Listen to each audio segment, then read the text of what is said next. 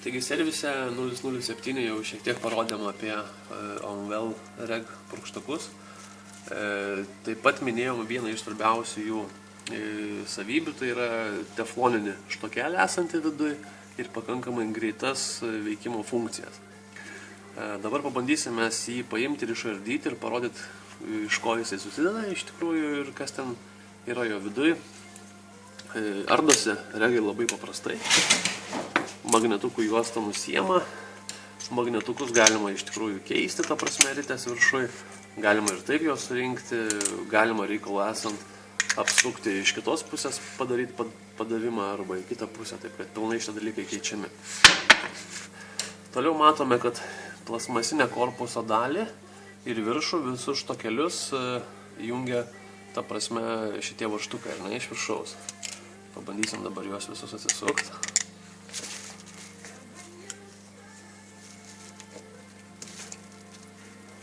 Čia yra netgi 2, 3, 4, 5 varžtukai.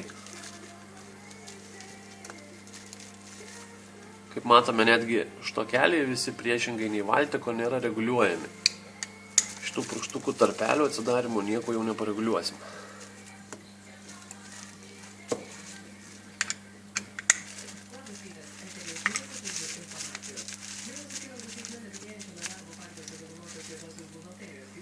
Dar vieną paskutinę atsukam.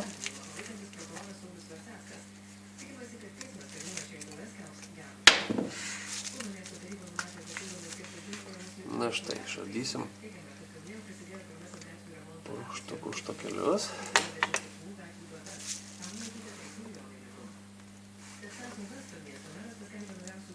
Tai va, turim likusį korpusą.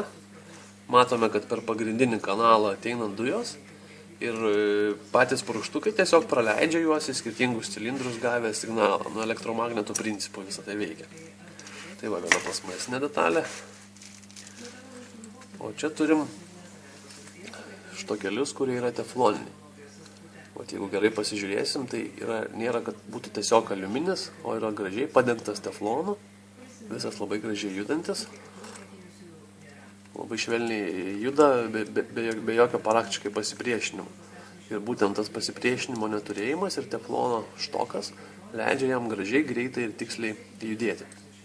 Kaip matom iš tokios konstrukcijos, jeigu juos sumontuosim gulščiai arba šonu, tai kažkuris šonas kaip minimum nusitrins, prasitrins, drožlės tos likučiai teflono kažkur kris viduje šito štokelio ir tokiu atveju jisai žinoma pradės skleis garsą ir strigt.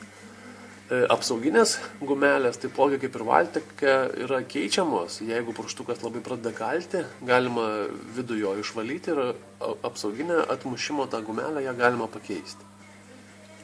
Tai va taip atrodo vidinė OMVL reg purkštuko konstrukcija ir visa dalis.